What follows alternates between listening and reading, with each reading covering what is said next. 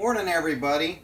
Welcome to my little world. And today, before I get started on my frogs, which I've been wanting to do for a while, but I'm kind of thinking myself through the process, I wanted to talk about when you're finished with work, is it truly finished? You know, and once we sign our names, can it be changed? Okay, Da Vinci once said, work is never finished, there's just only places where you have stopping points. You know, you choose your battles. You correct it on the next one. That's the reason why we always go through this metamorphosis of, painting techniques. As we grow, our work becomes more because we see more and more in our work, and we actually accomplish more and more by each consecutive painting after that. But if we went back and we repainted things using new techniques to the original paintings that we started back then, we've got a good stopping point, but we never, was really satisfied with the end result. Okay. Who says you can't? Okay. I mean, that's kind of the end result. That idea that means this is it, this is the best I'm going to do. Well, yeah, at that point, you're going to grow past that. And then we always second guess ourselves, well, hey, I should go back and redo this. Now, a lot of times, I've had some artist friends who were doing this, and they went back and worked on the originals and mucked them up because they felt they could correct the problem using what they've learned out there, but they changed the dynamics of the painting, and that's a wrong methodology. Paint a new one. You painted one, paint another one. It's going to change, it's going to be updated, it's going to grow. Same as I always suggest do self-portraits over the years, you're going to see that maturity happen within each consecutive painting. But what I'm going to show you here today, now these right here started off with a teal background, and the teal kind of matched the tone of the fur, hide, whatever you want to call it. And what I noticed when I dropped in the black background, all of a sudden my imagery started popping in. That's the reason why I use a solid background that drops back, brings the subject forward. Always have done that. I'm not out of that yet for a very long time. I'm not dropping any. I don't like backgrounds that fight with the subject. If you're doing a photograph, yeah. If you're doing a portrait, maybe. Most time, I think Vermeer had it right, and I think that's kind of where I originally got the idea of just dropping in a solid background. Now this had teal back here, and as you can see, if I left the teal there, it would fight. It brightens everything up, but it fights with the animal. Now all of a sudden, the animal truly comes forward, and it really feels like you're at a nighttime shot, or you really identify with the subject drawn right into it. And this is just one of my sketches. This is a preliminary. I always do a lot of sketches. Well, I sell my sketches. $50, big deal, okay? And to give you further examples of this, okay, you can kind of see this. And there's always problems. I mean, I can always correct them. I can always do more to them. But the idea being this is fresh and clean and a one-off, right?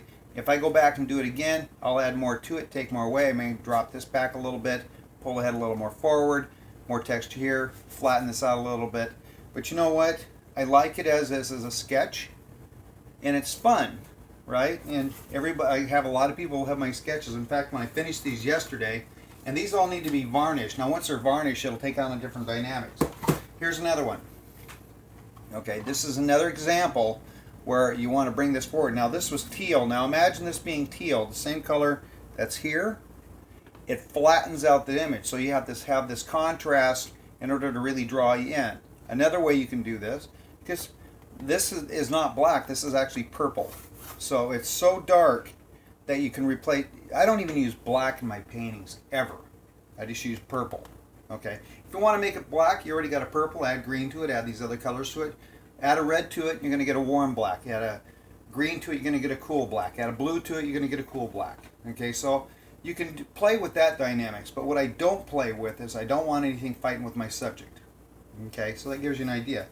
Now the other one is, what are the value of prints? Now print is a print is a print. I mean, you have, let me see here. Okay, a print. Okay.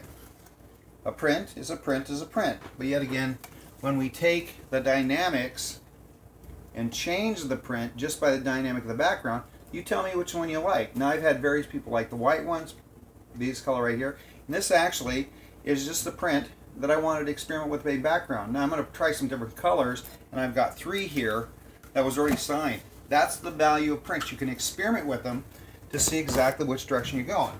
Okay, again, prints. Okay, now this is off my 24 by 24 original, and I made it into a lawn, gave it more intimacy on this.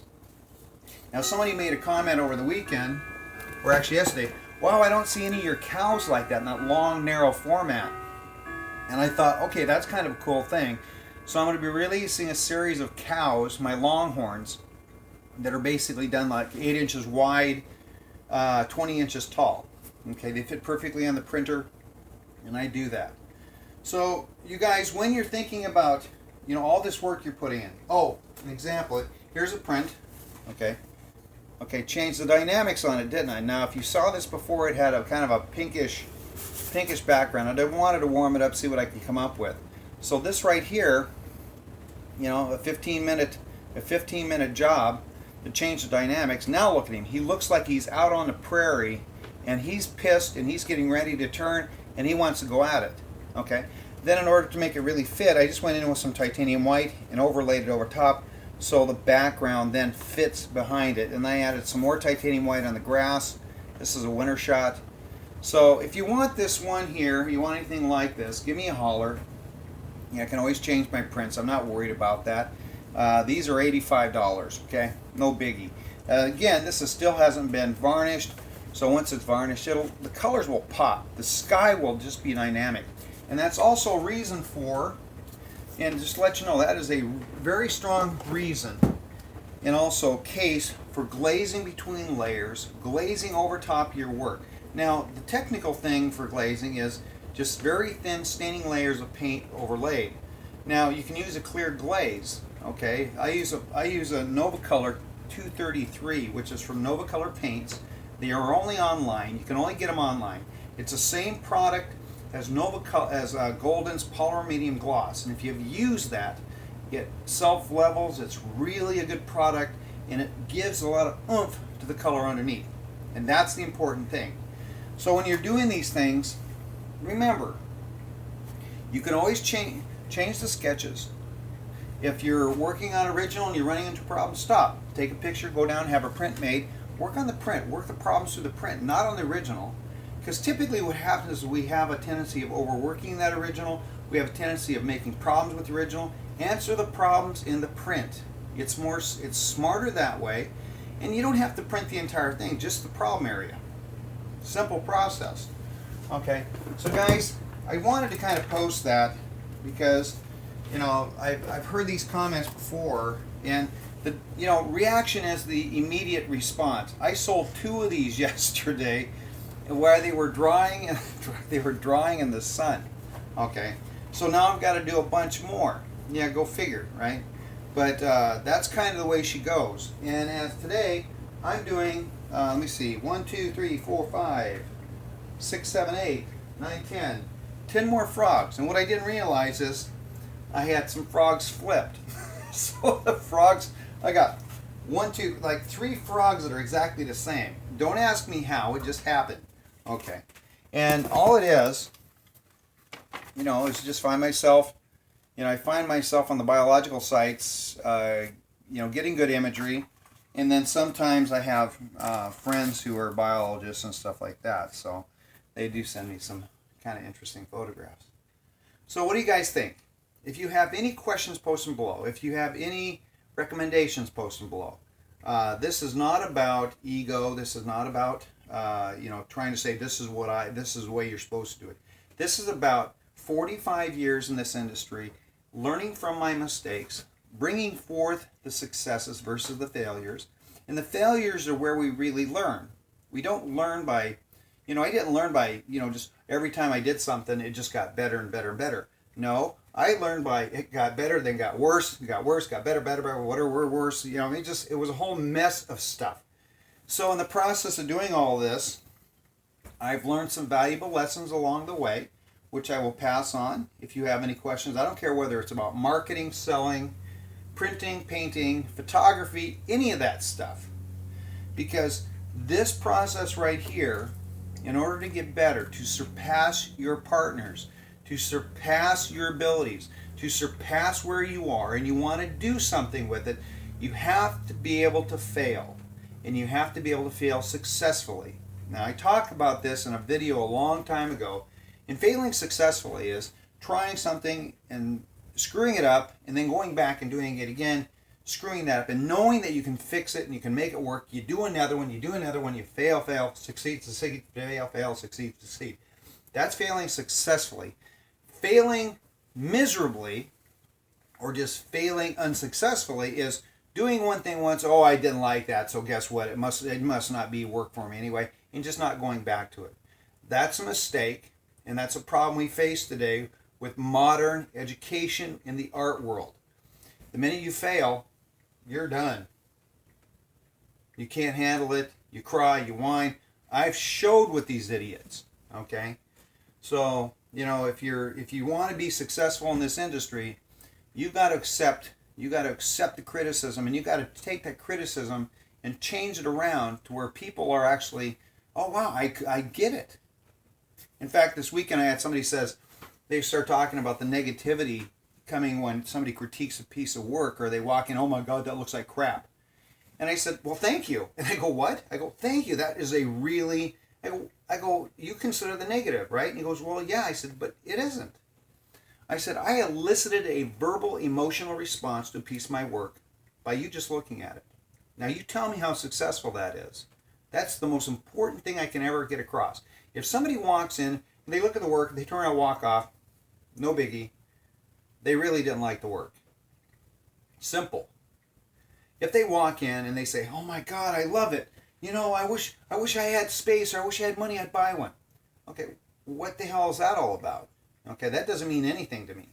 What that means is they're either trying to placate me, making sure my esteem is all built up, which I don't need that, or they're just trying to make a conversation about something, or they might want to they want you to try to work a deal with them. That comes from the sales world. Then the third thing is, oh my God, that looks like shit. I can't believe you painted that. Those aren't those colors. Perfect. And the reason why is because now it starts a dialogue between you and them, and they have a responsibility to listen to your defense of why you're doing what you're doing. Now, you're not really defending like, oh my God, really, how could you say that? You're doing that in the sense that when you look at a piece of my work and you see that, what was it about it? Oh, you didn't like the color. Okay, well, it's a contemporary piece, and you explain yourself through it. And so really, your job as part of an artist in this day and age is part educator, part artist, part philosopher, part psychologist and psychiatrist and all these things. But really, you're there to sell. So if you can change their minds on things, all of a sudden, that painting walks away with them. And their initial response was they hated it. I have to apologize. I got a little bit of a chest thing going on here. But so, in essence, never work on your original. If you're running into problems, pull a print, work on those prints. Don't pull the entire thing, pull a section that you're having problems with, and work the bugs out that way. When you're playing with things, you can always go back and change them. Do them on a sketch, do them on another one, do them on something else. Don't work on that one that's perfect for the time frame it was done in. Don't worry about that. The other thing is prints. Those are the best places to play because you can play with backgrounds, color, everything.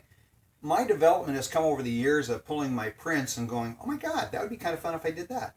I do it, and guess what? It changes the dynamics of everything, and everybody walks away happy. So change prints, pull things, rework things.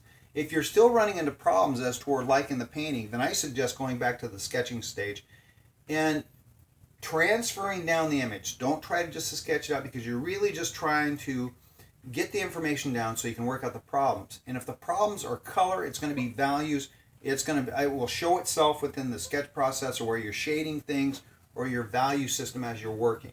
You should have close to 7 to 8 values at all times in all your paintings. Do you? 90% no. Some of us do, some of us don't. Okay, that's just kind of the way she goes. But work out the bugs in the sketch stage.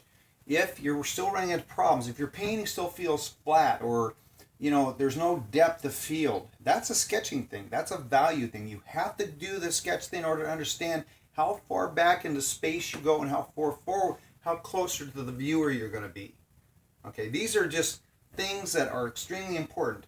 Hopefully this hasn't been too boring. I know I'm actually not working at the moment, but I'm still studying my frogs. I haven't worked on frogs in a while. I'm a little bit nervous. Me, of all people, nervous about starting something. I can just grab a brush and start slapping paint, right?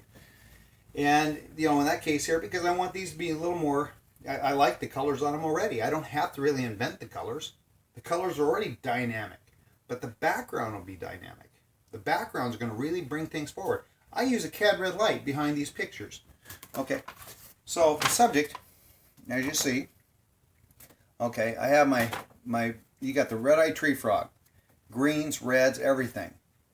Now when I do this and I drop in a CAD red light background, my God, he just jumps forward. It looks like you're just right there. And it's a red background. Now could I do that with a green background, knowing that this photograph is true to life?